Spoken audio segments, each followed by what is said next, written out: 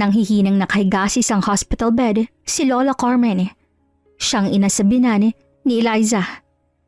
Nakahawak ito sa kamay ni Eliza na tahimik na nakaupo lamang sa kanyang tabi. Si Eliza Annalyn Buenaventura ay 28 years old. Siyang asawa sa isang apo ni Lola Carmen. Mabait, maganda, may katangkaran at malumanay na babae si Eliza na kahit hindi sila kadugurang matanda ay mas paborito pa siya nito kaysa sa sariling apo na asawa ni Eliza. Sinabi po sa akin ng nurse na gusto niyo po akong kausapin, Lola. Ikaw lang bang pumunta rito? Oo, Lola. Nasa work si Dwayne eh. Kumusta po pala kayo? Pinapakain po ba kayo ng tama rito sa ospital? Sabihin niyo sa akin kung hindi. Oo naman. Pero mahina na talaga ang katawan ko. Hindi ko alam kung hanggang saan ang buhay ko, iha. Lola naman, huwag niyo po yung sabihin. Ayoko pa pong mawala kayo. Mamimiss kayo ng anak ko tsaka gusto ko pa pong marinig ang mga kwento ninyo. Pero hindi talaga natin mapigilan ang takbo ng buhay, iha. Kaya pinapunta kita rito dahil may importante akong sasabihin sa iyo. Ano po yun, Lola? Patungkol sa yamang inipon ko. Gusto kong sa'yo mapunta ang yamang iyon. Po? Matagal ko na itong pinag-isipan at alam kong hindi ako magkakamaling piliin ka. Pero Lola, paano ang anak ninyo? Si Tita Susan at saka ang apo niyong si Dwayne. Hindi ba't silang mas may karapatan sa yaman ninyo? Alam ko, Eliza. Pero hindi nararapat na mapunta sa kanila ang yaman ko. Anak ko si Susan pero ayoko mapunta lamang sa wala ang lahat ng pinaghirapan ko. Kilala ko ang aking anak. Lumaki siyang matigasin ng ulot, nagmana sa kanyang papa. Ayokong abusuhin niya ang lamang aking yaman. Kaya hindi ko ibibigay sa kanila. Dahil gusto ko ikaw ang hahawak sa yaman ko. Pero Lola, hindi man kita kadugo. Pero nakita kong bukal lang yung puso. Kaya sana mangako ka sa akin na hinding-hindi mo ibibigay ang aking yaman sa kanila. Mangako ka, Eliza. Mas lumakas ang pintig ng puso ni Eliza. Nalilito siya kung ano ang gagawin, pero nire-respeto niya rin ang buong tiwala na binigay ni Lola Carmen sa kanya. Kaya tumango siya bilang sagot. Pangako, hindi ko po ito isusuko, Lola. Ngumiti si Lola Carmen sa kanya at nalulungkot na malamang yun na palang huling ngiti na makita ni Eliza dahil isang linggong lumipas ay pumanaw na ang matanda. Mula sa araw ng pagkamatay hanggang sa libing nito ay nandoon si Eliza na kahit hindi nito kadugo ay mahal na mahal niyang matanda. Pagkatapos ng mga pangyari ay umuwi na ng bahay si Eliza kasama ang anak nitong 5 years old na nagngangalang Pia. Mommy, hindi na po ba babalik si Lola? Anak, umalis lang si Lola mo pero andito pa rin siya sa puso natin. Kapag lumaki ka na, mas maiintindihan mo ng mga nangyari. Kaya huwag ka nang umiyak. Malulungkot si Lola kapag nakita kong umiiyak. Gusto mo ba yon? Hindi po. Oh, huwag ka nang umiyak. Gusto mo bang paglutuan na lang kita ng paborito mong chicken? Opo, Mommy. Okay, tara. Pasok na tayo sa loob. Ngunit pagpasok ni Eliza sa bahay, ay hindi niya inaasahan ng maaabutan. Galit na nakaupo sa sofa ng kanilang sala ang biyanan niyang si Susan. Natigil na sa may pinto si Eliza at ang anak itong nagtago sa likod ng ina dahil natakot siya. Kilalang maldita talaga ang biyanan ni Eliza at ilang beses na rin silang nag-away na sa pagiging susulera at pakailamera nito. Pero kahit gano'n ay may respeto pa rin si Eliza sa biyanan niya. Ma, naparito kayo. Huwag mo kong tawaging mama. Kaagad pinotektahan ni Eliza ang anak nang biglaang sumigaw ang kanyang biyanan. Pia, anak, pasok ka muna sa kwarto mo ha. Mamaya na tayo magluluto. Opo, Mommy. Mabilis tumakbo ang anak ni Eliza patungo sa taas. At nang maiwan na sina Eliza at Susan sa sala, ay napakunot-noo siya. Tita, bakit po kayo nandito? Hindi man lang po kayo nag-text na pupunta kayo. So sinasabi mong hindi na ako welcome dito? Hindi naman po sa ganon. Sus, ang dami mong satsat. Ang totoo, hindi naman talaga ako pupunta rito kung hindi ko lang narinig ang usapan ng mga kasambahay ni Mama. Tumayo sa pagkakaupo si Susan at galit na tinitigan si Eliza. Akala mo siguro hindi ko malalaman, ha? Akala mo yata hindi ko maririnig ang usapan niyo ni Mama? Tita, tumahimik ka. Nalaman ko ng lahat ng yaman ni Mama ay ibinigay sa walang kwentang kagaya mo. Tita Susan, hindi ko po alam na ganun ang mangyayari. Sinabi ko nga kay Lola na sa inyo dapat mapunta ang lahat ng yaman. Alam ko na kung anong ginawa mo eh. Nagpapaklose ka kay Mama para makuha ang loob niya, tama? Huwag ka nang magsinungaling pa, Eliza. Kilalang kilala kita. Nagbabait-baitan ka lang naman sa harap ng Mama ko para makuha lahat ng yaman. At ngayon nakuha mo na. Ano? Masaya ka na, ha? Masaya ka na? Malakas na tinapon ni Susan ang hawak niyang bag patungo kay Eliza, kaya natamaan ang braso nito. Nanginginig sa takot si Eliza dahil hindi niya inaasahang ganun ang mangyayari. Tita Susan, hindi ko po pinilit si Lola. Wala pa akong ginawa. Tumahimik ka, sinungaling. Anong nangyayari dito? Natigil ang alitan nilang dalawa nang dumating ang asawa ni Eliza si Dwayne. May katangkaran nito, isang businessman at mama's boy. Oh, Ma, andito ka pala. Hindi ka tumawag sa akin na pupunta ka rito. Mabuti namat dumating ka na. Sumasakit ang ulo ko sa ginagawa ng asawa mo. Eliza, what's happening here? Wala, Dwayne. May konting gulo lang. Ang totoo ayaw mo lang malaman ng asawa mo na lahat ng yaman ng lola niya. Imbes na mapunta sa amin, napunta sa'yo. Tita Susan and Dwayne, let me explain. What? Totoo bang narinig ko, Eliza? How come the inheritance of my grandma went on you? Well, at the first place, I am her grandchild. Dwayne, ito kasing nangyari. Isa lang ibig sabihin nun. Plano mo talaga kaming traidorin. Nagpaawa kay Mama bago siya namatay, tama? Tita Susan, I couldn't do such thing. Palusot ka pang babae ka. Tita, totoo pong mga sinasabi ko. Akala mo yata maluloko mo ako. Ewan ko nga kung bakit pinakasalan ka nitong anak ko eh. Tita, huwag na po tayong pumunta sa ganyang usapan. Hindi eh. Sumusobra ka na. Mom, please calm down. And you, Eliza, go upstairs. And we will talk about this matter later on. Nanginginig na naglakad paalis si Eliza. Wala siyang magawa kundi umakyat sa taas at habang paakyat siya, naririnig niya pa rin ang sulsulang ina nito sa kanyang asawa. Ewan ko sa'yo kung bakit mo pinili yan. Marami namang mas maganda at sexy. Diyan ka pa sa babaeng yan. Pweh, ewan ko sa'yo. Mom, kumalma ka. Baka marinig ka ni Eliza. Pero rinig niya na iyon. Palihim niyang hinawi ang kanyang luha at nagpatuloy sa paglakad papunta sa taas. Mommy? Oh anak, bakit wala ka sa kwarto mo? Hindi ba sabi ko hintayin mo ko ron? Mommy, inaway ka po ba ni Tita Susan? Wala baby, hindi kami nag-aaway. Nag-usap lang kami ni Tita Susan mo. Then why are you crying, Mommy? Kaagad hinawi ni Eliza ang luha sa kanyang mga mata at umiling. May dumilang sa mata ko, anak. Oo nga pala. Gusto mo di ba ng chicken? Gusto mong order na lang tayo? Gusto mo ng Jollibee? Yes, Mommy. Okay, go to your room muna. O-order na si Mommy. Naiwang nakatayo roon si Eliza. Napasandal siya sa pader at naglabas ng mabigat na buntong hininga habang pinipigilan ang sarili dahil tila tinapakan ng kanyang respeto kanina. Sumapit ang 10:00 ng gabi. Nakatulog na rin ang kanyang anak kaya lumabas na siya sa kwarto ng anak.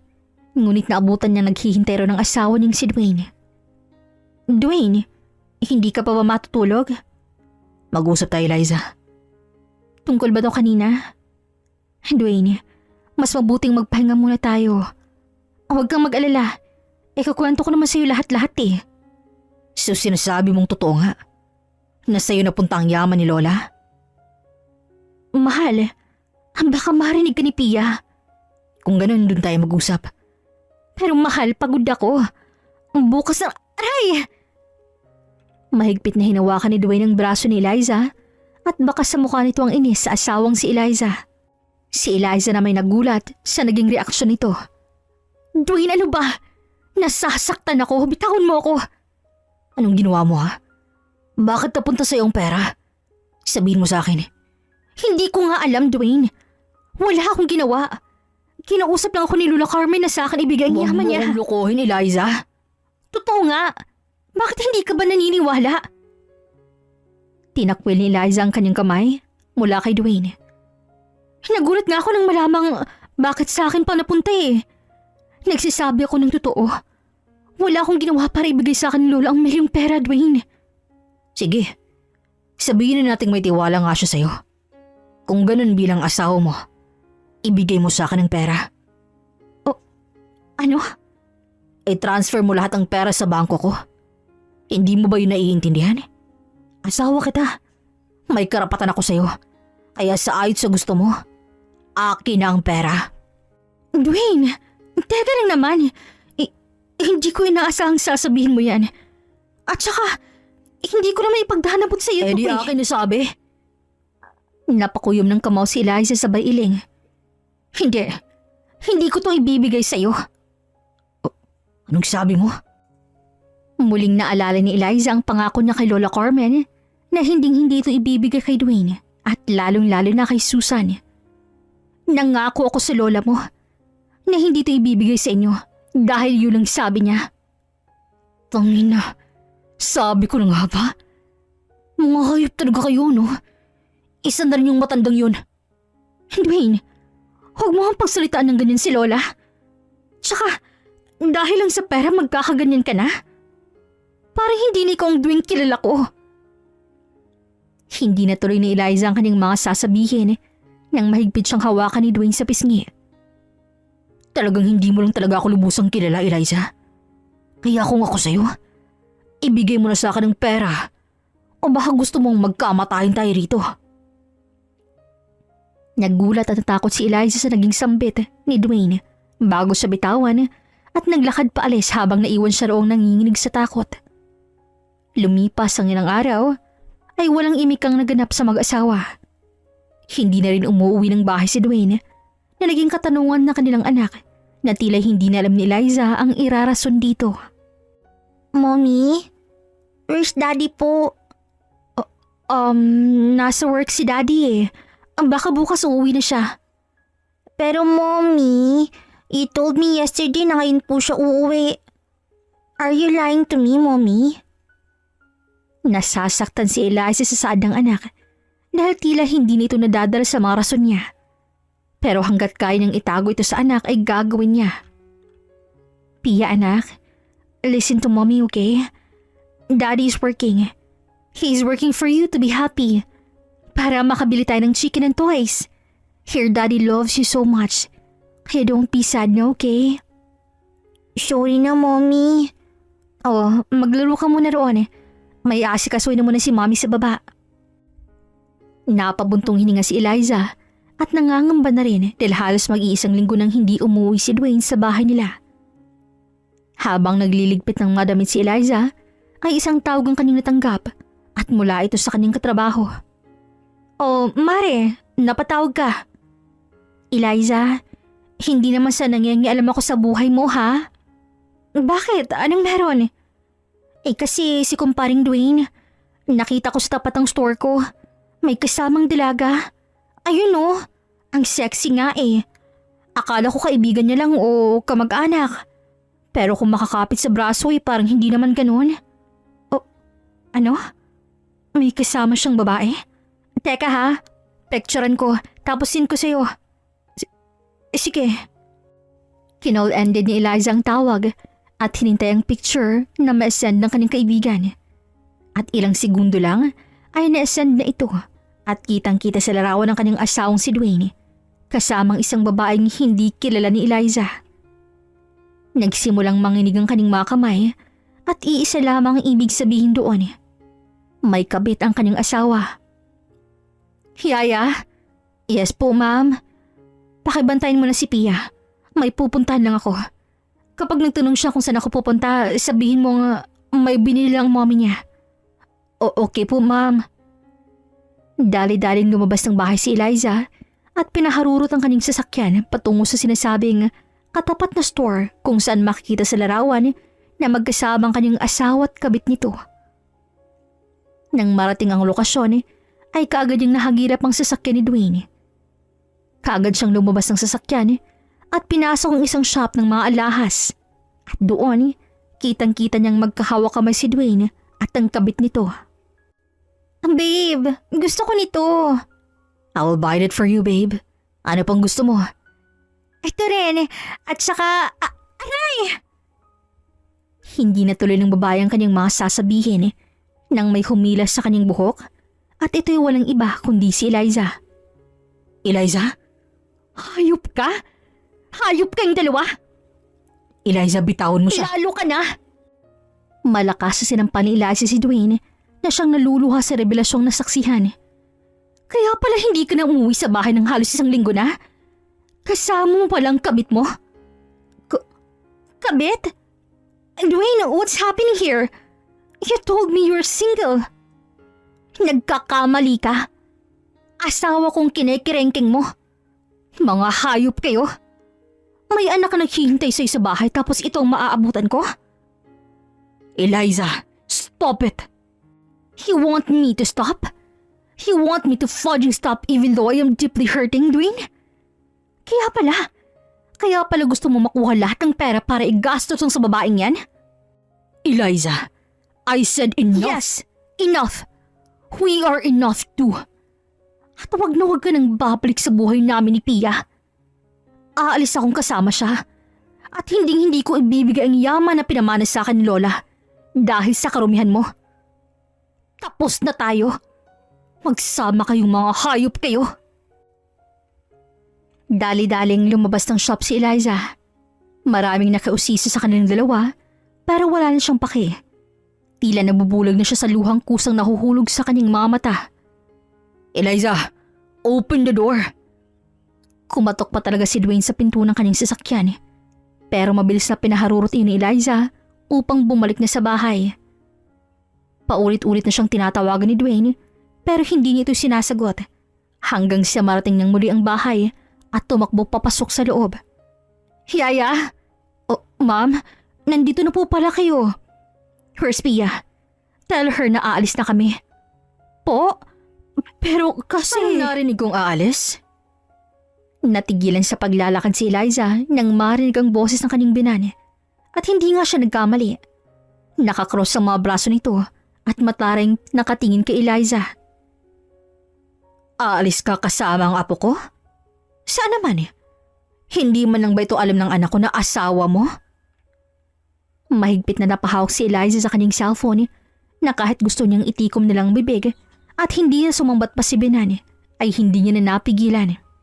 Ayaw ko man po sanang sumagot sa inyo dahil mataas pong respeto ko sa ina ng aking asawa. Pero punong-puno na ako. Pinipigilan ko lang lahat ng sulsul niyo patungkol sa akin. Mga reklamo at masasakit na salitang binibigay ninyo. Pasalamat nga kayo may respeto ako sa inyo eh.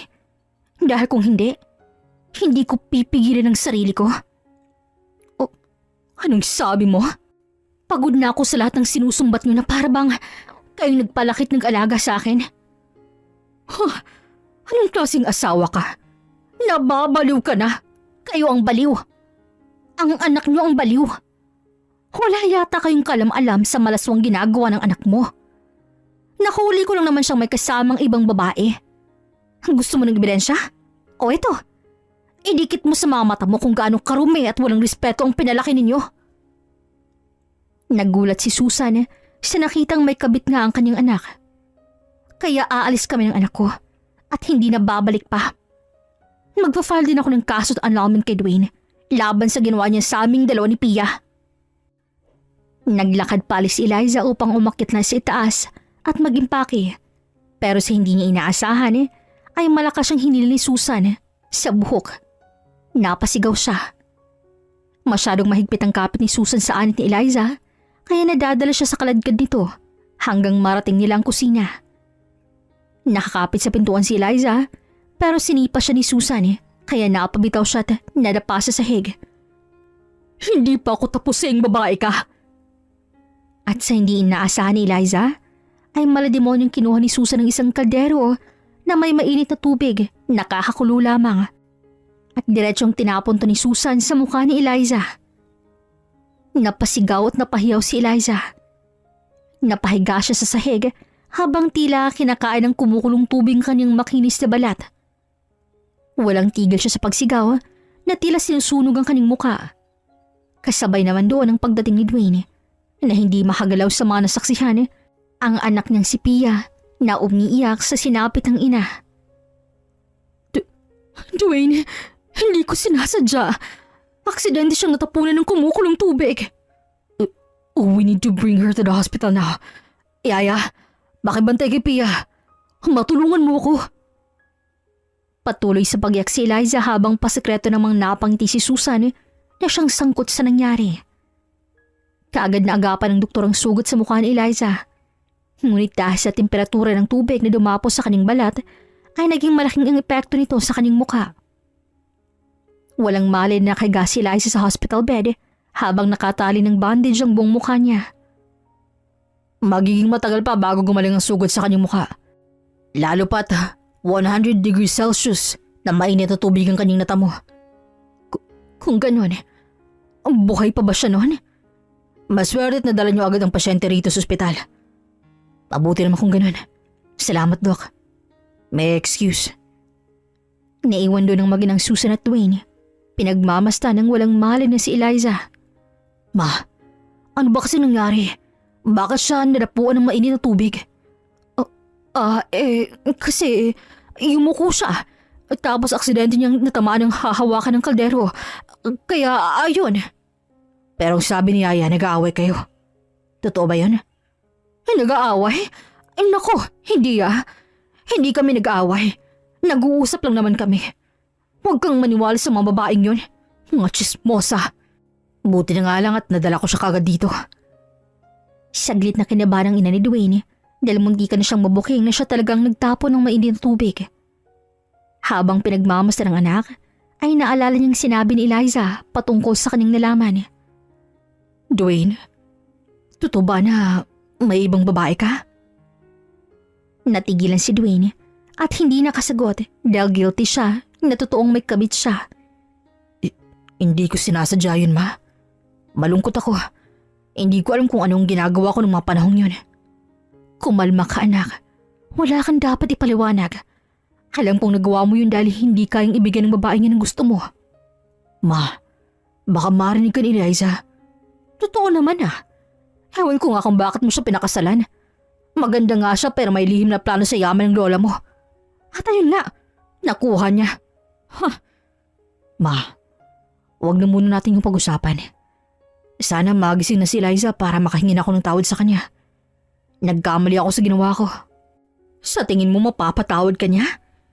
Sa ginawa mo ba naman alam kong hindi na, Dwayne? Huwag ka nang umasa. Maghiwalay na lang kayo. Mas maayos yun, di ba? Hindi ko na makikita ang pagmumukha niya. At makukuha na rin natin ang yaman ng lola mo. Naman. Mas mabuting sa labas na lang tayo mag-usap. Baka marinig ka pa niya. Sus, wala akong pake. Baka nga karma niyang matapunan nun Sabay na lumabas ng kwartong mag-ina, kaya naging tahimik ang buong paligid. At ang hindi nila alam ay naririnig pala ito ni Eliza. Kusang tumulo ang kanyang luha kasabay ng hapde sa kanyang sugat at wala siyang ibang nagawa noon kundi mahiga lang doon at nanghihina sa patong-patong na pasakit. Lumipas ang isa pang araw ay ganun pa rin ang eksena ni Eliza. Binisita rin siya ng kanyang anak na kagad siyang niyakap habang umiiyak. Mommy, I am sorry. I didn't protect you. Hindi kayang magsalita ni Eliza dahil pati ang kanyang labi ay puno na ng sugat. Mommy, I miss you po. Sana gumaling ka na. I don't like Tita Susan. I am scared of her. I only like you, Mommy. Sa mga narinig ni Eliza mula sa anak, ay gustong-gusto niyang protektahan ito dahil ayaw niyang maranasan ni Pia ang pagiging masama ni Susan. pero hindi niya magawang protektahan siya. Ilang minuto lang din ay dumating si Dwayne. Hindi tumating na ni Eliza sa mga mata dahil sa kanyang pandidiri. Pia, can you go out for a while? I need to talk with your mom, okay? Okay, Daddy. Nang maiwan silang dalawa roon, ay umupo si Dwayne sa katabing upuan ng kama. Hinawakan niyang kamay ni Eliza pero hinawi niya ito. Mahal, patawarin mo na ako. Umiling-iling na nakakumuha ang mga kamao ni Eliza at alalang-alala niya pa ang pangangabit ng asawa. Eliza, para to sa anak natin oh. Huwag ka nang magmatigas. Nagkamali ako, oo na, aaminin ko. Pero kaya naman nating ibalik ang lahat sa dati, di ba? Magsimula tayong muli. Ngunit patuloy nang na umiiling si Eliza. Kung ganon, hindi na yata tayo mababalik sa dati. Umatras si Dwayne at naglabas ng mabigat na buntong hininga. At ang maamong asawa kanina ay biglang naging malademonyo ang mga mata. Kung kaya mong gumawa ng desisyon na hindi ako sangayon, ako rin. Kukunin ko si Pia at mamumuhay ka ng mag-isa. Gulat na napaupo si Eliza kahit nanghihina at umiling-iling dahil hindi pa rin kunin nila ang nag-iisang lakas niya. Hindi mo ako mapipigilin, Eliza. Dadalhin ko sa state si Pia at hindi na ulit tayo magkikita. Kayo. Gagawin kitang masama sa mga mata niya. Ipaprocess ko ng annulment natin at ganun na rin ang pera ng lola ko. Kaya kung ako sa'yo, sumunod ka na lang. Umalis na si Dwayne pero patuloy lang sa pag-iyak si Eliza dahil tila gumugunaw ang kanyang mundo nang marinig na kukunin ang kanyang anak mula sa kanya. Lumipas ang halos isang linggo ay hinay-hinay nang gumagaling si Eliza. Nakakapagsalita na rin siya at nakakapagtayo. Nagising si Eliza dahil gusto niyang pumunta ng banyo kaya dahan-dahan siyang tumayo. Ngunit hindi pa man niya nararating ang banyo ay nakarinig siya ng mahinang bulungan mula sa labas dahil nakabukas ng konting pinto. Dala ng kuryosidad ay nakiusisa siya. Yung hindi na talaga siya magigising. Oh, heto ang bayad. Siguraduhin mo ang itutusok mo sa kanya ay hindi na talaga siya magigising pa. Napakunot noo si Eliza nang mamukha ng boses at ito'y walang iba kundi ang kanyang binan. Sisiguraduhin kong maging maayos ang daloy ng kanyang pagkamatay, ma'am. Siguraduhin mo talaga. Sobra-sobrang binayad ko sa'yo. Kaya huwag kang magkamaling patay ng babaeng yun. Para wala nang mabigat sa mga plano ko. Masusunod po, ma'am. Nang marinig yun ni Eliza, ay kaagad niyang naintindihan na siyang pinapahiwatig nila. At posibleng ngayong araw na iyon magaganap. Kaagad siyang bumalik sa kama at kasabay naman doon ang pagdating ng doktor na hindi mo aakalaing may masama na palang balak. Oh, mabuti't gising ka na. Kanina pa po ba kayo nagising? Hindi. Kagigising ko lang. Ganun ba? Sige, kukunin ko muna ang antibiotics mo ha. Dito ka lang ha. Teka lang, Doc. Ano yun? Nasa labas po bang asawa at anak ko? Umalis na kanina lang. Yung biyanan ko po. Kakalis lang. Ang sabi may kukunin lang siya sa bahay niya. Salamat, Doc. Wala naman. Basta dito ka lang ha. Babalik lang ako. Paglabas ng doktor sa kwarto, ay lumakas ang pintig ng puso ni Eliza. Kailangan niyang tumakas dahil kung hindi, mamamatay na siya. Hinay-hinay niyang binuksan ng pinto at tahimik na huwing bumungad sa kanya dahil gabi na. Walang pag-alinlangang tumakbo pa alis si Eliza. Hindi na siya lumingon pa at bahala na kung saan siya dalhin ang kanyang mga paa. May ibang napapatingin na dahil sa kanyang itsura pero wala siyang paki. Ang plano niya na lang ay makatakas sa kamay ng papatay sa kanya at kunin ang anak na si Pia at lumayo sa lugar na yon. Pero dala ng sakit na pasan niya ay tila nahihilo siya at nawawala ng lakas. Nilalamig din ang kanyang mga paa dahil wala siyang tsinelas na suot. Hanggang sa isang nurse ang nakakita kay Eliza at nilapitan siya. Excuse me, ma'am. Sa tingin ko po'y nawawala kayo. Pasok po tayo sa ospital. Hindi na ako babalik dyan. Ma'am, Ano pong pangalan niyo upang matawagan ko po ang guardian ninyo? Bitahon mo ako! Naku po, hindi po kita pwedeng iwan dito. Pasyente ka po namin. Teka lang, tatawag po ako ng kapwa nurse, ma'am. Huwag kayong umalis. Pero hindi nakinig si Eliza. Mabilis siyang tumakbo palayo sa nurse na kahit nasugatan sa mga bato ang kanyang mga paa, ay patuloy pa rin siya hanggang sa marating niya ang parking lot area sa ospital. Kaagad siyang nagtago sa isa sa sasakyan at nagmasid sa paligid. Kailangan kong umuwi. Ang anak ko. Hindi alam ni Eliza kung paano siya uuwi. Malayo ang bahay niya mula sa ospital at sa tingin niya ay binabantay ng kanyang anak kaya hindi niya ito makukuha. Napasanda na lamang siya sa sasakyan at niyakap ang mga tuhod. Kahit delikado ang kanyang buhay, ay ang anak niyang si Pia pa rin ang kanyang iniisip. At sa hindi inaasahan, Excuse me, miss? napatras si Eliza sa takot ng may lalaking lumapit sa kanya. At higit sa lahat, ito ay walang iba kundi ang kambal ng kanyang asawang si Dwayne. Drake? Eliza? Drake Anton Jimenez, ang kakambal ni Dwayne. An identical twin ng dalawa kaya hindi sila magkamukha. Lumaki sa kami ng lola si Drake habang sa ina naman itong si Susan si Dwayne. Eliza? What are you doing here? What happened to your face, Eliza? Hindi na pinatapos ni Eliza ang mga sasabihin ni Drake dahil tumakbo siya palayo. Pero kaagad itong hinabol ni Drake at nahawakan sa mga braso. Bitawan mo ako! Eliza, kumalma ka. Hindi kita sasaktan, okay? Anong nangyari sa'yo? Nasaan si Dwayne? Huwag mo akong isumbong sa kanya. Kailangan kong umalis, Drake. Papatay nila ako. Ano? Someone wants to kill you? Eliza, wait. Calm down, okay? You need to calm down. I won't hurt you, okay? I won't call Dwayne or anyone. It's okay. Mahinahong tinapik ni Drake ang braso ni Eliza at kalaunay kumalma na rin siya. Maginaw dito at baka may makita sa'yo. Halika. Inalalayan ni Drake si Eliza patungo sa kanyang sasakyan at binigyan din niya ito ng tubig. Huwag kang magalala. Hindi alam ni Dwayne na andito ako. Wala akong sinabihan kaya makakaasa ka sa akin. Drake, ang anak ko. Kukunin siya ni Dwayne mula sa akin. Kailangan kong makuha si Pia. Teka lang. Hindi kita maintindihan. Ano bang nangyari at saka sinong gumawa sa'yo sa mukha mo? Nagsimula na ngang magkwento si Eliza mula sa pagkamatay ng lola nila hanggang sa planong pagpatay sa kanya. No way. My mom did that to you? Hindi ako nagsisinungaling, Drake. Siyang nagtapon ng mainit na tubig sa akin at siya rin ang nasa likod ng planong patayin ako. Hindi ko na alam ang gagawin ko. Natatakot ako sa mga pwede pang gawin ni Tita Susan sa akin. Sa bahay ka na muna magpansamantala. Kailangan mo ng proteksyon at magpagaling. Hindi ka ligtas dito sa ospital, Eliza.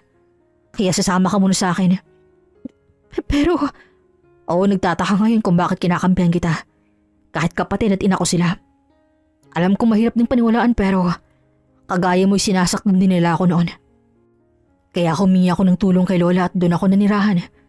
Kaya hindi na ako nagulat na binigay sa iyo ang yaman ni Lola. Dahil noon pa lang, wala na siyang tiwala sa mag-ina. Hindi ko alam isipin na. yun. Sa tingin ko rin maplano silang kunin ang binili ng Lola sa akin. Dalikot ako lamang ang binili niya. Wala nang iba. Dahil sa mga kwento ni Drake, ay doon na nga naniwala si Eliza na maruming ugali nga talaga ang kanyang asawa at biyanan. Kaya nung narinig ko ang kwento mo, hindi na ako nagdalawang isip na kampihan ka. Kaya sana tanggapin mo ang tulong ko, Eliza. At doon, napagdesisyon na ng dalawang magtulungan laban kay Dwayne at Susan para din makuha ni Eliza ang kanyang pinakamamahal na anak. Sa kabilang banda, ay parang sasabog ng ulo ni Susan nang makitang walang Eliza sa kama at nakilang ikot na siya sa buong kwarto ay wala talaga. Diyos ko, Mariosep! Paano siya nakawala? Wala po akong ideya, Ma'am Susan. Pagbalik ko lang ay wala na po siya. Paano naman yun nangyari? Sinabihan ko siyang babalik ako. Pero pagbalik ko wala na po siya. Pero baka umalis lang sa umalis? Hindi siya aalis, buiset. Paano na yan? Hindi natin nagawa ang plano. Buiset naman to. Kung ganun sa tingin ko, narinig tayo kanina sa labas. Kaya pag alis ko, kaagad siyang tumakas. Ano? Ibig sabihin, hindi siya pwedeng makatakas. Paano kung magsumbong siya sa mga pulis? Wisit, anong gagawin natin? Kumalma kayo, ma'am. Anong kalma? Ikaw naman talagang may kasalanan. Akin na ang pera. Hindi mo naman pala nagawa ang plano. Ibalik mo na lang ang pera ko. Parang mababaliw na si Susan sa kakahanap kay Eliza na ngayon ay nasa kamay ni Drake. Halos kalahating oras ang biyahe bago marating ni Eliza ang bahay ni Drake. Malayo ito sa syudad kaya tahimik at malamig ang klima. Malakit malapad ang bahay ni Drake at tanging siya at ang tatlo niyang kasambahay ang nakatira. Alalahin na kita. Nahihiya si Eliza magpatulong pero nagpamilit si Drake na alalayin siya papasok sa loob. Salamat, Drake. Magpahinga ka muna. Kukuha muna ako ng makakain mo sa kusina. Kailangan mong kumain upang magkaroon ka ng lakas. Ilang minuto lang ay bumalik si Drake, dalang isang tray ng mga pagkain. Maraming salamat talaga, Drake. Kain ka lang. Pagkatapos ay magpahinga ka na. Patungkol pala sa sugat mo ay tinawagan ko ng private doctor ng kaibigan ko. Pupunta siya rito mamaya para gamutin ka. Huwag ka mag-alala, Eliza. Dahil mapagkakatiwalang kaibigan ko siya. Matapos kumain ay nagpahinga na si Eliza. Kasabay din doon ang pagdating ng doktor at agad siyang ginamot. Ilang minuto ng paghihintay sa labas ni Drake ay lumabas na rin ang doktor. Kamusta ang sugat niya? Malalim ang sugat niya sa mukha dahil sa kumukulong tubig palang tumama sa kanya. Pero maaga pa naman to. At saka mahabang surgery ang magaganap. Kung ganun, alam niya bang tungkol sa surgery? Sinabihan ko siya kanina sa loob at hindi siya nagdalawang isip na sumang-ayon. Kung pwede, bukas ko nang gagawin ang surgery. Tumango-tango bilang sagot si Drake at nagpasalamat. Umalis ang doktor at siya kanya binalikan si Eliza sa loob. Kamusta ang pakiramdam mo? Binago pala ang bandage sa mukha ni Eliza dahil kailangan itong bihisan ng bago araw-araw. Medyo mahapdi. Oo nga pala, Drake. Patungkol sa surgery. Alam ko. At ang sabi ng doktor, sumangayon ka. Kukuha ko ng pera na binigay si Lola Carmen sa akin. Dahil yun na lamang naiiwang pera na hawak ko, Drake. Binigay yun ni Lola para sa'yo, Eliza. Tsaka kailangan mo nang magpahinga. Kung kailangan mo ng tulong, tawagin mo ako. Maraming salamat, Drake. Malaking utang na loob ko sa'yo. Naganap ang mahabang surgery. Sa tulong ng isang expert surgeon at kailangang magpahinga ni Eliza sa loob ng halos isang buwan. Lumipas ang 3 linggo at tuluyang gumaling ang mga tahi niya sa muka.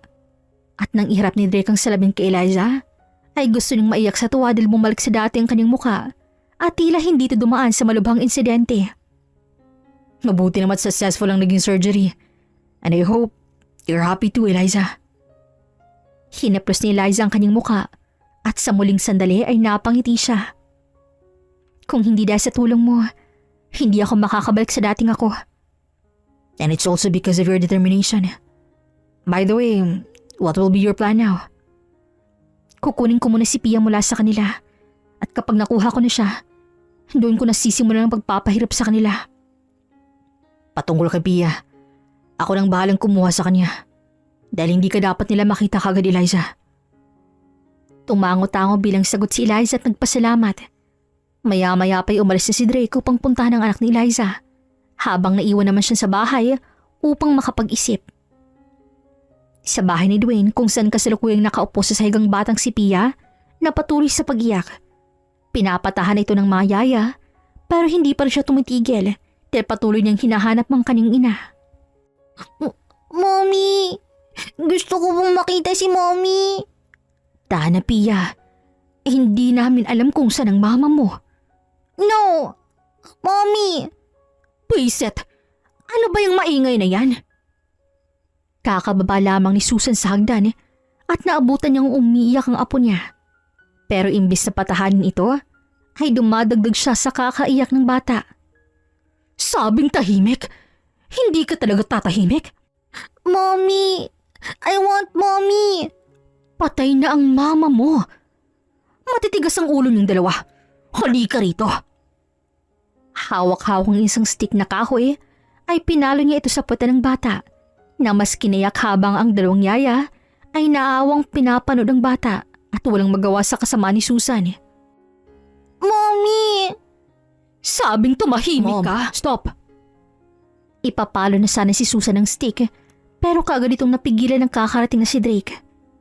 Kinuha niyang stick mula sa kamay ng ina at itinapon ito. Drake? What are you doing to her? Bakit mo siya pinapalo? Anong sabi mo? Hoy, tigilan mo ako. Ikaw ang basta-basta nalang sumusulpot sa pamamahay ko. Umalis ka rito. Hindi ako alis hanggat hindi ko nakukuha si Pia mula sa'yo. Anong? Agad tumakbo si Pia patungo sa kanyang tito at mahigpit itong iyakap habang nanginginig ang mga kamay. Ayos ka lang, Pia. Umiiyak na umiling si Pia kaya saglit na napapikit si Drake at pinigilan ng galit sa ginawa ni Susan. Anong sabi mong hindi ka aalis hanggat hindi mo nakukuha si Pia? Kung ganito lang palang trato mo sa apo mo, mas mabuting ako nilang mag-alaga sa kanya.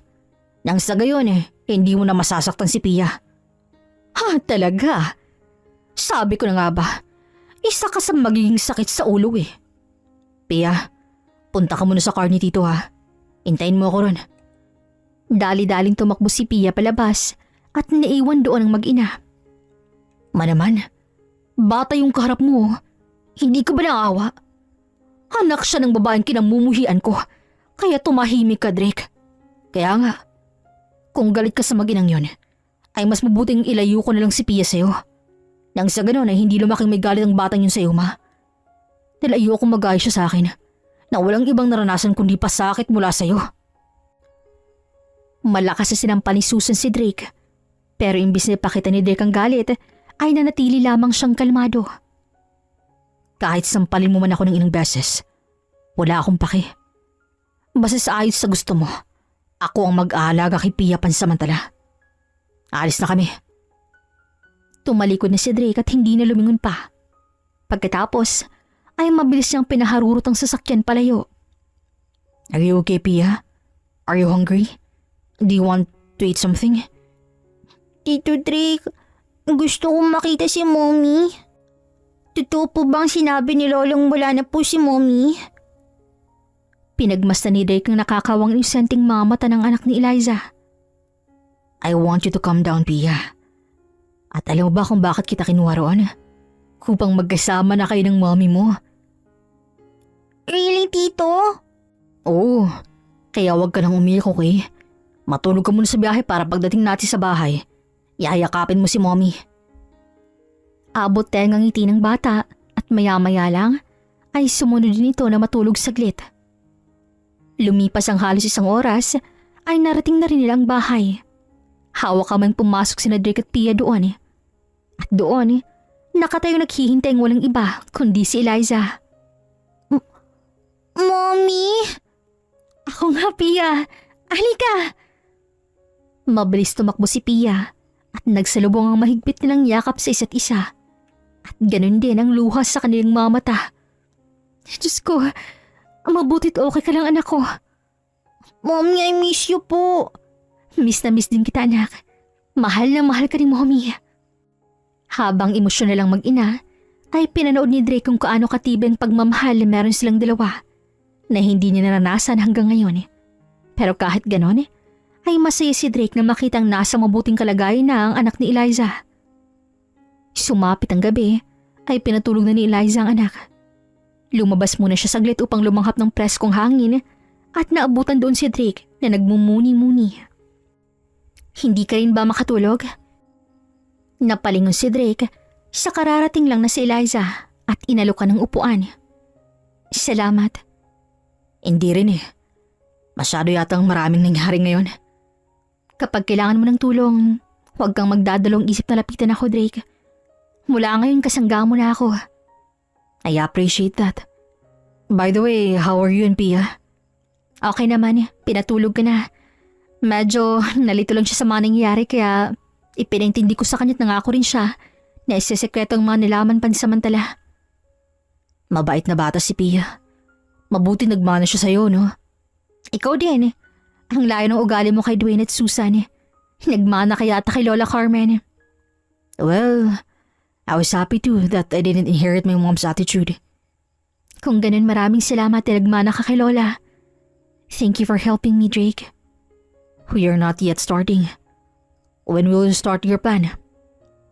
Bukas na bukas ko sisimulan.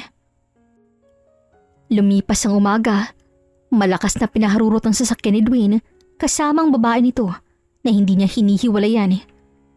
Kasalukuyang kausap sa telepono ni Dwayne ang kanyang inang si Susan. Ano? Kinuha ni Drake si Pia? Bakit naman nangyari yun? Huwag mong sabihing pinalo mo na naman siya. Ano ba? Saan ka ba talaga kakampi ha? Mas mabuting umuwi ka na muna rito. Hindi na muna ako makakauwi dyan. May business meeting kami mamaya. Kailangan akong dumalo. Alam mo namang, malapit nang malugi ang business ko, ma. Kapag nangyari yun, ewan ko na lang. O siya, ayusin mo sa trabaho. Hindi ko na talaga alam saan kukuha ng pera kapag naghirap tayo. Napabuntong hininga si Dwayne nang matapos ang tawag. May problema ba, babe? Ang kaninang nakasimangot ay bigla siyang ngumiti nang tanungin siya ng kanyang girlfriend. Wala naman, babe. By the way, where do you want to eat later? Depende sa'yo. Nagbigay ng matatamis na salita ang dalawa at dahil doon ay biglang bumangga ang kanilang sasakyan. Ah! Tangina, ano yun? Ouch! My head! Reset. Hawak-hawak ang ulo ay lumabas ng kanyang sasakyan si Dwayne at nakita ang likurang bahagi ng sasakyan niya nasira at higit sa lahat ang nakabanggay tumakas at pinaharurot ang sasakyan palayo. Anak ng... Sa kabilang banda ay nakasandal sa isang pader ng shop si Eliza. Naghihintay na dumating ang kausap niya at ilang minuto lang din ay dumating na ito sakay ng isang magarang sasakyan. Sumakay doon si Eliza kung saan isang lalaking nakasuot ng mask ang nagmamaneho. Kamusta? Nabangga ako na. Hindi nagagana ang sasakyan na yun. At nagkaroon na rin sila ng minor injuries. Papunta na yata sila ng ospital. Mabuti naman. Here. Isang makapal na envelope ang inabot ni Eliza at naglalaman yon ng libu-libong pera. Maraming salamat, Miss Eliza. Make sure no one will find this out. Opo. Pangiting lumabas ng sasakyan si Eliza dahil naging successful ang unang plano at iyon ay ang banggain ng sinasakyang sasakyan ni Dwayne at ang kabit nito upang hindi matuloy ang business meeting ng kanyang ex-husband. Habang minamalas si Dwayne, ang ina naman niya ay kasalukuyang nasa luxury shop upang bumili ng bago na naman niyang alahas. Ito po ang latest necklace namin, ma'am. Gawa sa totoong gold at diamond ng bato na to. How much? 800,000. Nabilaukan si Susan sa presyo dahil ang pera niya ay hindi man lang hahati sa presyong yun. Never mind. Ayoko sa style eh. Pagraraso ni Susan, kahit ang totoo ay hindi niya lang afford ang halaga nito at sa huli ay napunta siya sa mababang presyo ng mga alahas. Well, ito man ang kaya ko lang bilhin. Pwes, balang araw mabibili ko rin ng 800,000 na yun kapag nakuha ko ng pera kay Eliza. Babalikan ko talagang alahas na yun. Habang naglalakad palabas ng mall, ay isang tawag ang natanggap ni Susan mula sa kanyang anak na si Dwayne. Oh, napatawag ka. Di ba may business meeting kayo?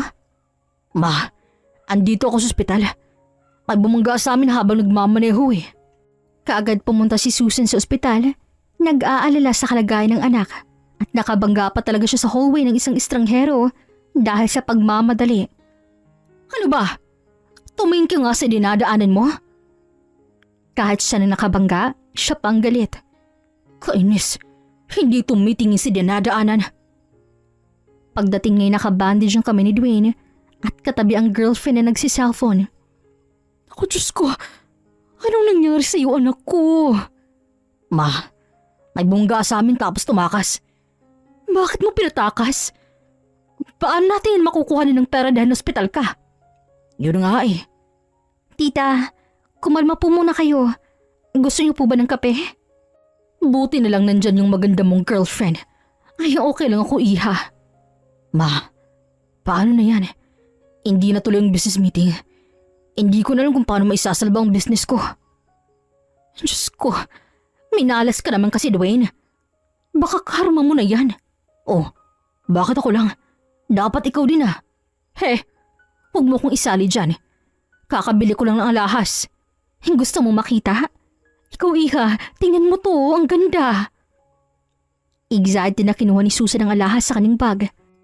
Pero lumipas ang ng segundo, ay patuloy pa rin siya naghahanap sa bag. Oh, batang tagal, ma. Teka lang, andito lang yun eh. Inilapag na ni Susan ang lahat ng kanyang gamit sa bag. Pero ang alahas wala. Anak lang. Teka, huwag mong sabihin nila akong alahas mo. Punyeta, sinong nagnakaw? Parang mawawala sa kanyang sarili si Susan nang malamang ang bagong bili niyang alahas ay ninakaw lang. May lumapit po ba sa inyo na tao? Baka nahabot sa bag. Napaisip naman si Susan at napalaki ang kanyang mga mata nang mapagtantong ang lalaki na bangga niya kanina sa hallway ay siyang nakasalamuha niya. May nabangga ako kanina. Tumingin siya sa bag ko. Hindi pwede. Yung alahas ko. Tila kinarma ka na rin, ma. Tumahimik ka. Ang akala nila ay karamang naranasan nila. Pero ito pala ay kagagawan lahat ng paghihiganti ni Eliza. Ito yung alahas, ma'am. Inabot ng lalaking isang alahas na nasa box kay Eliza. This looks cheap, but this will do. Here, thank you so much. Binigyan ni Eliza ng makapal na envelope ang lalaki at siyang nagpasalamat at umalis na. Ano na kayang nararamdaman niya ngayon na ninakaw ang minamahal niyang alahas? Mahinang natawa si Eliza at saka binigay ang isa-isang pulubing alahas at naglakad na paalis. Pero hindi pa doon nagtatapos ang paghihiganti niya dahil may mga nakaabang pa. Oh, hinay-hinay lang. Naisipang umuwi na lang ng mag-ina dahil baka tataas pa ang gastos nila sa ospital kapag nagtagal sila roon, lalo pat naghihirap na sila. Habang nakaalalay si Susan sa anak, ay natigilan sila ng magsalita ang girlfriend ni Dwayne. Babe, tita, what are those? Parang mahuhulog ang panga ni Susan nang makitang puno ng vandalism ang pader ng kanyang bahay. Ano yan? Bakit maganyan ang bahay ko? Tila isang bakanting lote ng bahay ni Susan at may mga nakasulat doon patungkol sa kasamaan nila. Ma, bakit may ganyan ang bawat pader? Hindi ko alam, anak. Sinong gumawa kaya niyan? Tila napapahiya ng mag-ina dahil may mga kapitbahay nang nakatingin at ang iba'y pinipicture ng bahay nila. Hoy! Magsialis kayo! Huwag niyong picturean, he! Alis! Parang sisabog sa galit ang ulo ni Susan. Nabitawan niya ang kanyang anak at sinubukang kuskusin ng pader pero hindi ito natatanggal. Patuloy na nagskaskandalo si Susan habang sa hindi kalayuan ay nakangiting pinagmamasdan lamang ito ni Eliza. Katabing inutusan niyang i-vandalize ang bahay nila. Here's the money. Thank you po, ma'am. Galit na galit po yata ang nagmamayari ng bahay. Deserve nilang magalit. Ang problema, hindi nila alam kung sinong gumawa. Maya-maya isang tawag ang natanggap ni Eliza mula kay Drake. Nahatid ko na sa school si Pia. Kamusta? Thank you, Drake. Okay naman. Nagawa ko na isa-isa ang plano ko. Okay. Make sure you'll go home safe, ha? Or do you want me to get you? No, I'm fine, thank you. May bibisitahin pa ako saglit. Okay. Tawagan mo ako kung pauwi ka na, ha? Drake? Yes? Thank you. Ilang beses mo na yung sinabi sa akin. It's my pleasure to help you. Nagpaalam silang dalawa sa isa't isa at saka umalis na rin si Eliza nang natapos ang kanyang mga plano ngayong araw. Dala-dalang isang bouquet ng bulaklak ay bumisita siya sa puntod ni Lola Carmen at nagpasalamat sa lahat ng kanyang nagawa. Lola, salamat po sa tiwala niyo sa akin. Miss na po kayo ni Pia. Sana'y nasa maayos kayong kalagayan ngayon. Alam ko pong maling paghiganti sa parang ganito. Pero hindi po sapat na hayaan ko na lamang silang tapakan ako ng ganun lang. Pangako po, Lola, ibabalik ko lahat ng pera. Pagkatapos ng mga pangyaring to, kakayod ako upang maibalik ang pera ninyo. Maraming salamat po, Lola. Hapon na nang makauwi si Liza at naisipang mag-celebrate kasama ang anak at si Drake. Wow! May birthday po ba, Mommy? Wala naman, anak. Gusto ko lang kumain tayo ng sabay. Oh, Drake, nandyan ka na pala. Halika, kain tayo. Oh, is it your birthday today? I don't think so. Wala lang to. Gusto ko lang kumain tayo ng sabay. Sa isang mesa ay masayang kumakain silang tatlo. Puno ng kwentuhan at tawanan ang nangyari hanggang napunta sa seryosong usapan ng naging sagot ng anak ni Eliza. Mas gusto ko po rito kasama si Titi Drake, Mommy. Ayoko na po kay Daddy Tita Susan. Pwede po, Mommy, dito na lang po tayo. Tapos si Tito Drake na lang po ang daddy ko. Muntik nang mabilaukan si Eliza at natigil naman sa pagkain si Drake. Saglit na nagtingin na ng dalawa bago nag-iwasan ang tingin habang si Pia ay pangiting pinagmamasta ng dalawa. Sige na, Mommy. Si Tito Drake na lang po ang daddy ko. Anak? Sure. I will be your daddy, Pia. I will take care of you. Napatingin si Eliza kay Drake at sa hindi itatangging masaya siya sa kanyang narinig. Sumapit ang gabi ay nakatulog na si Pia habang nililigpit naman ni Drake at Eliza ang mga kalat sa sala. Tahimik lamang silang dalawa pero pinutol ito ni Drake. About earlier. Sorry kung nasabi ko yun ha. Dapat hindi ako nagdedesisyon ng ganun lang. Okay lang, Drake. Actually, thankful nga ako dahil dumating ka sa buhay ni Pia. Thank you talaga. Pasensya ka na sa kakambal ko ha. I never wanted to see him treating you and Pia like that way. Hang mabuti nakaalis na kami sa kamay niya. Pati nga ako nagulat sa biglang pagbago niya. He was never like that before. He was a sweet and kind man. Naalala ko pa, palagi siyang nag-iiwan ng letters, chocolates, at snacks sa mesa ko ng college. Hindi ko talaga malalaman na siya yun kung hindi niya sinabi. Pero nagbago siya ngayon. Hindi ko na siya kilala. Pasensya ka na. Medyo madaldal yata ako. Drake, ayos ka lang? Ang kaninang nakangiting Drake ay hindi na nakagalaw at halo-halo ang kanyang emosyon. Drake, are you okay now? So, you didn't know? Ha? Patungkol saan, Drake? Eliza, ang taong nagbibigay sa'yo ng mapagana at sulat ng college ay hindi si Dwayne. Oh, ano? Pero sinabi niya sa... Teka, ibig sabihin nagsisinungaling siya? Kung ganon, sinong lalaking yon? Eliza, it was me. I was the one who always gave you those. Tila nang wala ng lakas ang mga tuhod ni Eliza sa revelasyong nalaman. I don't have the courage to confess to you. So I decided to like you secretly first. But I never knew my twin brother could do such thing.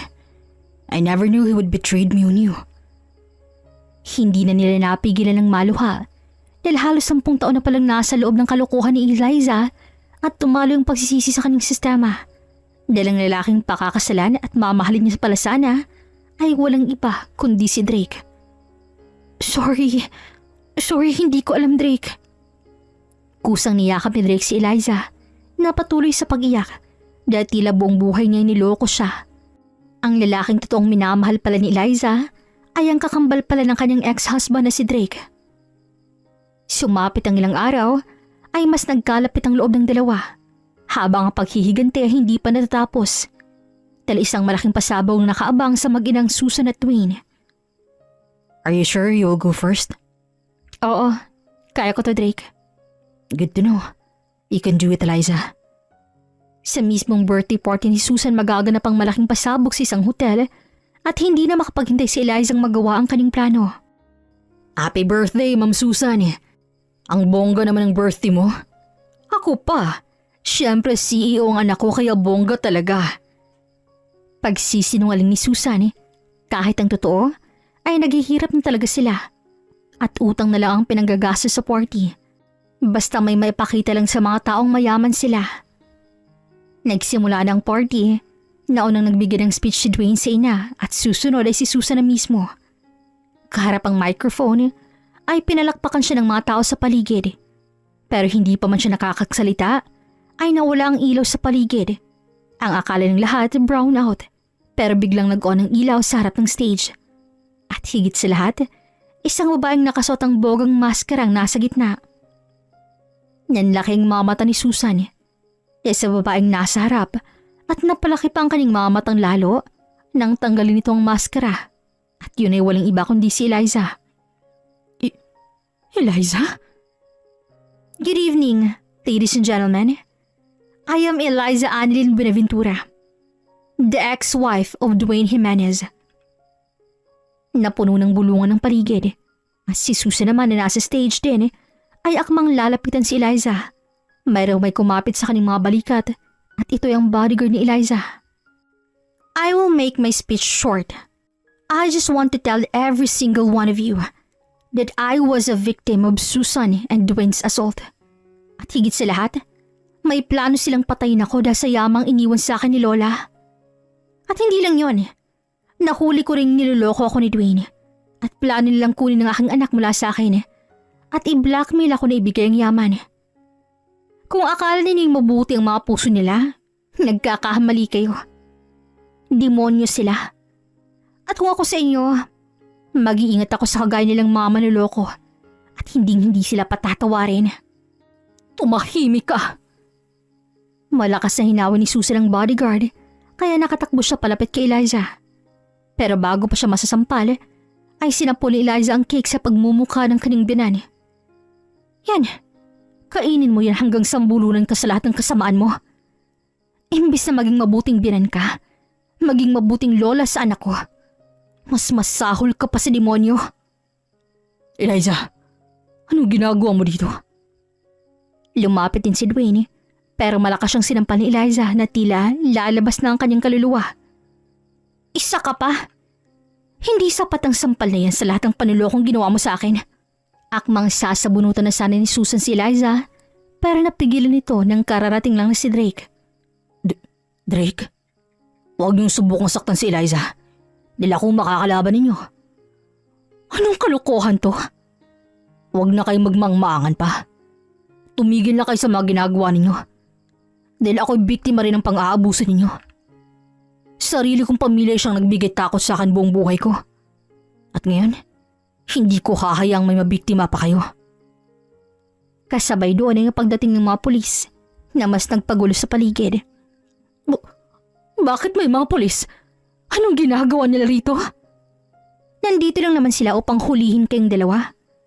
Dahil baka nakakalimutan niyo ng lahat. Ang mga ginagawa niyo sa akin. Pinusasin sina Susan at Dwayne na sumisigaw sa takot at pilit kumakalas.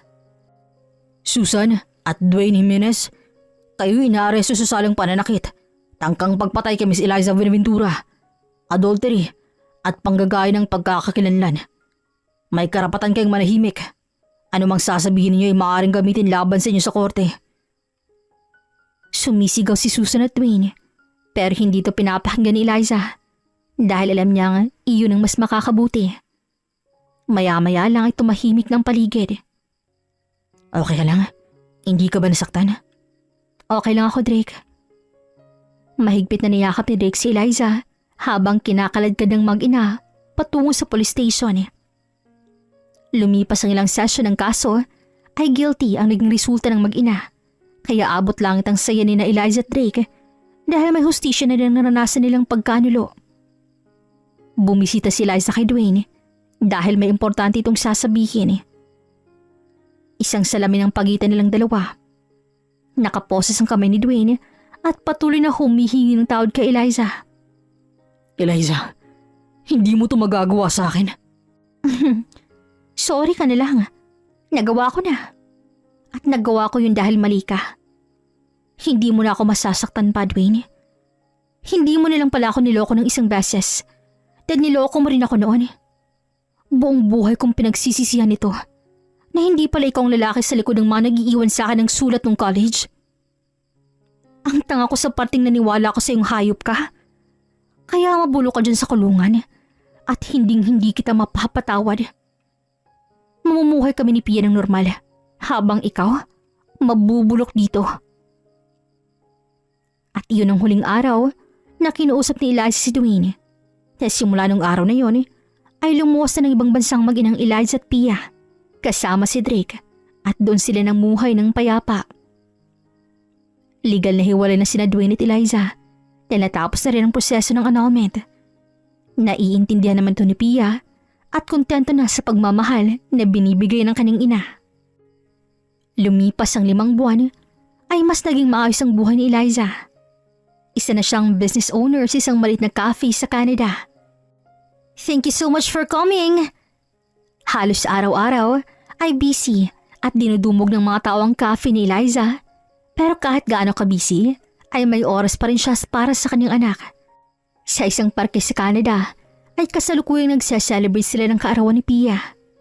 Simple lamang ito pero masayang-masaya na ang kanyang anak. Mommy, punta tayo ako saglit muna doon Make sure hindi ka lalayo. Balik ka kaagad. Opo, Mommy.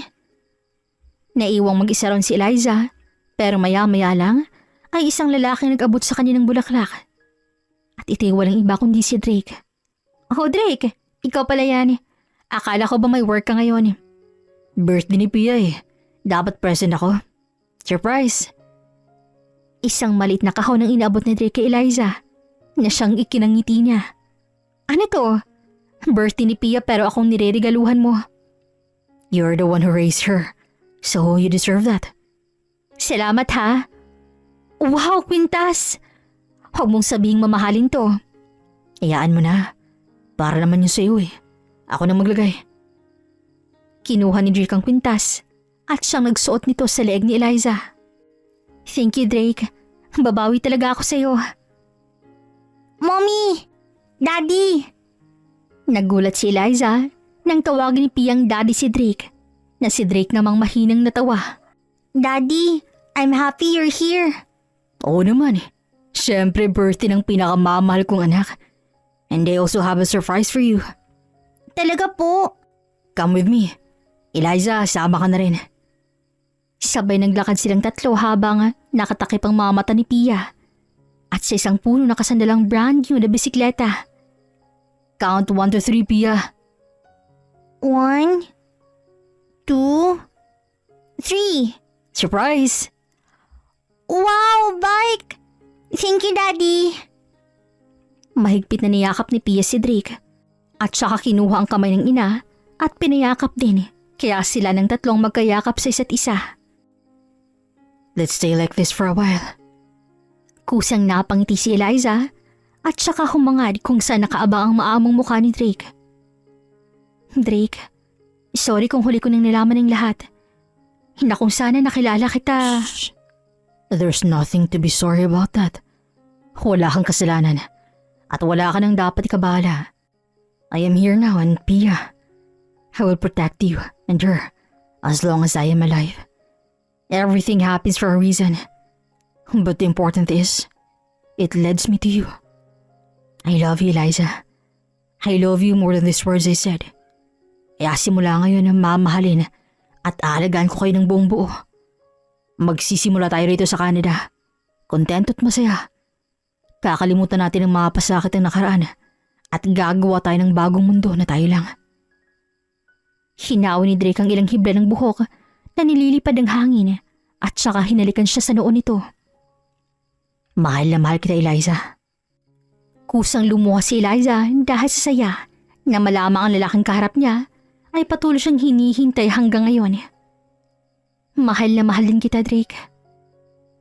Muling niyakap nilang isa't isa at sa ilalim ng limaliwanag at asul na kalangitan ay nagdapo ang kanilang mga labi kasabay ng paghulog ng ilang dahon sa puno at ang pagdapo ng preskong hangin sa kanilang mga balat. Sa huling sandali, naway naging masayang buhay nila na ipinaglayuman ng tadhana dahil sa kalokohan noon ay hindi ito naging hadlang upang muling pinagtagpo ang kanilang mga puso. Naging mahina man sisimula si Eliza pero hindi yun naging hadlang upang siya ay maghiganti laban sa pagkakanulo. Hindi niya hinayaang aapakan lang siya buong buhay Kaya muli siyang tumayot lumaban kasamang lalaking mamahalin siya habang buhay at ang anak niyang ipagmamalaki niya hanggang sa pagtanda. Namuhay ng simpit masay silang tatlo at kalaunay kinasal sila Eliza at Drake at naragdagan ng bagong miyembro ang kanilang pamilya. At ito ay isang malusog na baby boy na pinangalanan nilang Philip. Hanggang dito na lamang po. Maraming salamat sa pakikinig. Hanggang sa muli!